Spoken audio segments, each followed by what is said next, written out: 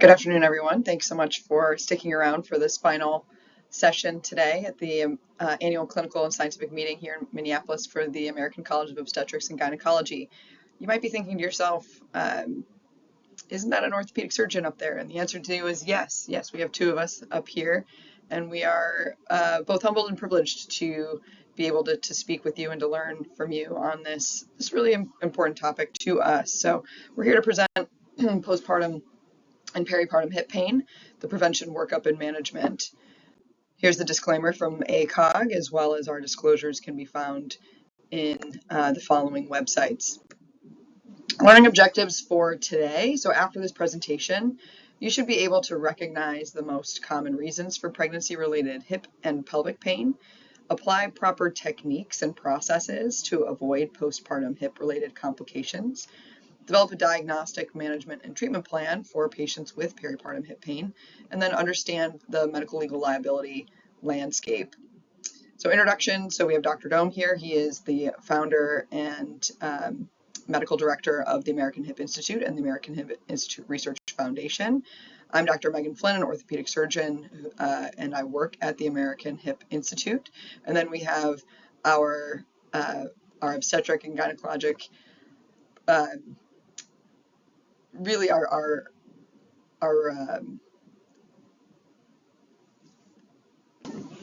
have our obstetric and gynecologic expert, Dr. Erin Higgins, who has really spearheaded this with us, and we wouldn't have been able to do any of this without her. She is the simulation director at the Cleveland Clinic and a good friend who has been just a wealth of information and knowledge, and I can't thank her enough for this opportunity.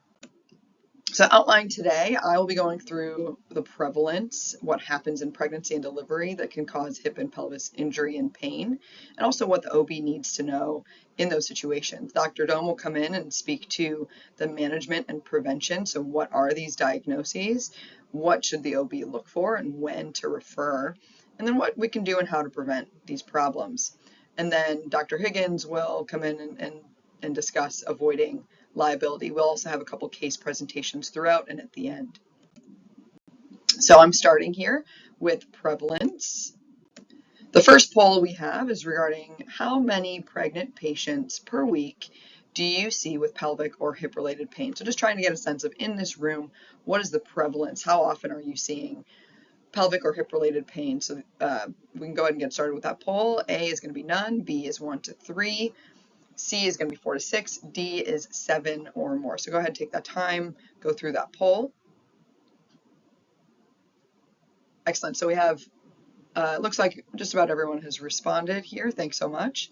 And it looks like, 100% of the people have chosen C or D. Most of you, that 70% have chosen D. So this is a very common problem, seems, for patients that you're seeing every week. So that is consistent with what we found in the literature as well. Approximately half of all pregnant patients will experience lumbopelvic pain for more than 3 months. 10% will have this pain throughout their pregnancy, and that pain tends to increase for patients throughout the pregnancy. So the later in pregnancy, the more pain is likely. In the year after the birth of the child, 72% of those pregnant patients will experience pelvic and back pain that has continued past the delivery. Some have persistent pain lasting years, and this can have major impacts on the quality of life for these patients. There's disruption of sleep, increased psychological stress, diminishing work capacity, all of these things which are important to that quality of life metrics. So what happens in pregnancy that can cause that antepartum hip pain? A couple of these things, including relaxin and round ligament pain, are things that you as obstetricians know a whole lot better than I do. So I feel a little bit like the student teaching the teacher, but we'll kind of go through a couple of these things. We've got weight gain, relaxin, sciatica, and then round ligament pain. So in weight gain, or specifically the recommended weight gain during pregnancy, should be around 25 to 35 pounds. And nationwide, more than 47.5% of pregnant patients had excessive weight gain during their pregnancy. This is back from a study done in 2015. So what is relaxin again? Kind of feel like the student teaching the teacher here, so you all know more about this than I do, but it's important to reiterate, relaxin is a reproductive hormone that's produced by the ovaries and the placenta, and it helps to prepare the lining of the uterus for implantation, supports the growth of the placenta if implantation occurs. It prevents early contractions and preterm labor by relaxing the uterine muscles. It also, importantly from an orthopedic standpoint, relaxes the ligaments sort of around the body, not just in and around the pelvis, so that the uterus can expand to accommodate that pregnancy. It can make abdominal muscles more flexible, relaxes the blood vessels to accommodate the increase in blood flow during pregnancy, helps to relax the pelvis before delivery, and also soften that cervix before delivery as well. So these are all reasons that relaxin is important, particularly when it comes to hip and pelvic pain. So sciatica, what is it? This is in the pregnant patient, the weight of the growing uterus and the fetus adds extra pressure to the sciatic nerve, as you can see in these photos, which can cause radiating pain, numbness, and tingling in the hips, thigh, buttocks, and can occasionally go down into the calf and the foot as well. So round ligament pain. So as you all know much better than I do, but it is important to note, round ligaments connect the pelvis to the uterus and support the uterus. As the uterus grows with that growing fetus, these ligaments can then get stretched, causing achiness, sharp pain, and pulling on one or both sides of the body. This is often felt in that anterior hip region. Similarly, during pregnancy, that lumbar lordosis significantly increases, as you can see in these photos. So it occurs primarily in the second and third trimester due to that growing uterus, and the center of gravity shifts toward the abdomen away from the posterior aspect of the body and tilts that pelvis anteriorly. So you can see sort of in this far right photo that increased lordosis of the cervical spine and the lumbar spine increases the kyphosis of the thoracic spine. That increases the pelvic tilt, causing stretching and weakness of the abdominal muscles, the hamstrings, and tightens the others. So what are some of the treatment options for this? It can be braces and physical therapy. So we have this is a specific case illustration. One of our PAs earlier this year was this 33-year-old G3P2 woman at 30 weeks. She reports lumbopelvic pain for the past 6 weeks. She's an orthopedic surgery PA on her feet all day. She was diagnosed with gestational diabetes in this pregnancy, and so far has gained about 40 pounds in her pregnancy. So what was done for her? She was recommended to get an abdominal support garment, also known as a belly band.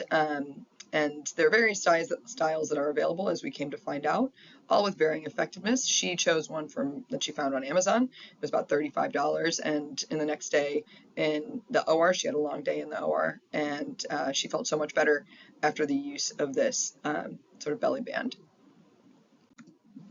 Next, there's also an option for peripartum physical therapy. This can include all types of different therapies, as you can see here. And there are other therapies as well. So we're looking at osteopathic manipulative treatments, exercise, acupuncture, we can do Tylenol, heat, prenatal yoga, and stretching. All those things are viable and reasonable to pursue. So what happens in delivery that can cause pelvis or hip-related pain? So again, we'll start this with a poll, a little bit of prevalence here. Have you ever had any patients report hip-related pain from delivery? So I'll give you a minute here to type in your answer. Thanks so much for doing that. We appreciate it. Keep us all awake and engaged. Love that. Okay, so looking at the results here, so 100% of people, 100% of patients have reported hip-related pain from delivery in this, at least in this audience. And then have you ever had to use the McRoberts maneuver? So again, a little bit of time here to input your answer. Great, looks like we have full participation there, and 100%, again, 100% of people here have had to use that McRoberts maneuver. So we'll talk about that in just a moment. But so delivery positioning, the most common delivery positioning is a lithotomy position for a vaginal delivery. In this position, as you are all very well aware, the hips are flexed, and if the patient has an epidural in this situation, they may not be able to feel pain if the hips are hyperflexed and internally rotated. So what happens in complicated deliveries?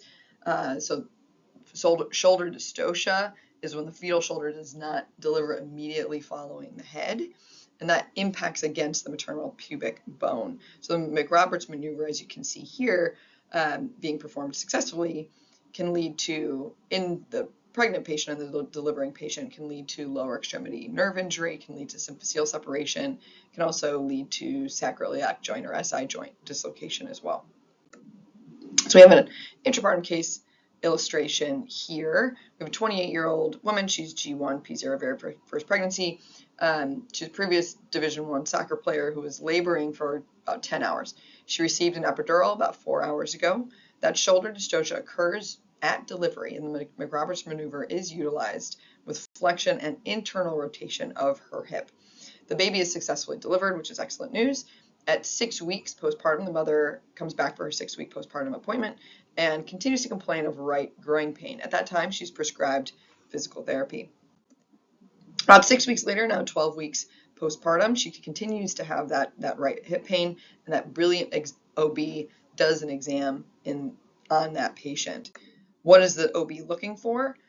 Failure, so flexion, adduction, and internal rotation. So you can see that in these photos here where that knee is flexed up to 90 degrees or past 90 degrees. The leg is adducted, so brought toward the midline, and then internally rotated, bringing that foot out. And if the patient has increased pain or that reproduces that patient's pain, you can be pretty sure that that patient has an intra-articular hip problem. So what does the OB need to know in these situations? Continued hip pain and pelvis pain after 6 weeks of conservative treatment could potentially be pathologic. And the exam pearls here is that failure, flexion, adduction, intra-rotation. If that reproduces the pain, it's likely a positive intra-articular finding. So we've got a second case illustration here. This one is particularly appropriate for me. So we have a 35-year-old woman. It is her very first pregnancy. She's 5'0". The father of the baby is 6'4". As you can see in these photos here, this is him proposing. The patient has a diagnosed femoral acetabular impingement, or FAI, which we'll get to in a couple minutes, and a small labral tear that she has been treating with physical therapy and PRP, or platelet-rich plasma injections, and doesn't currently have any hip pain to speak of. She presents to your clinic, the obstetrician's clinic, to discuss options at her 30-week appointment, with the baby measuring at that time 95th percentile estimated fetal weight and head circumference. So the question for us is, how do we counsel this woman and her OB team?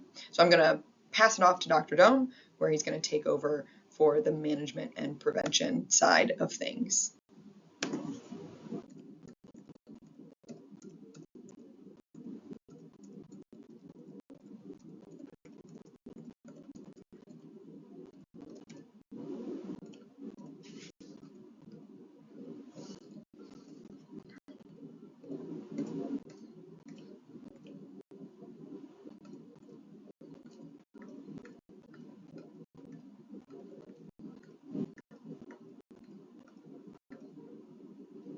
All right, so I'm back up here. Thanks again to Dr. Dohm and Dr. Higgins for all their insights.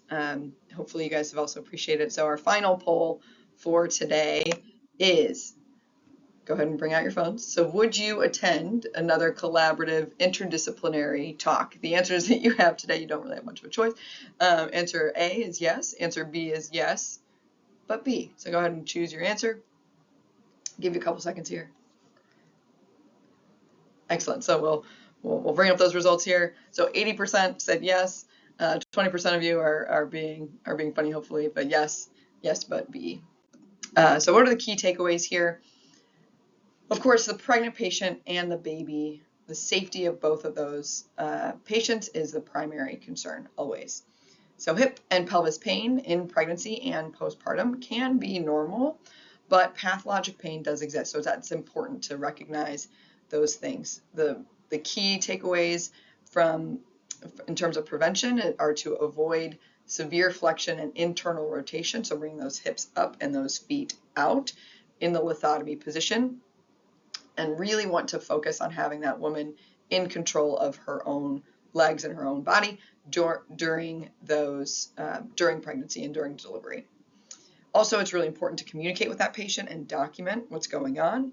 And then refer to a hip specialist with experience treating young, active patient population. So here you're going to want to be looking to refer to a orthopedic surgeon with a hip sports medicine background if you can find somebody close to you. So thanks so much again. We really appreciate your time, and we'd love to open it up to any questions that you might have. Thanks so much.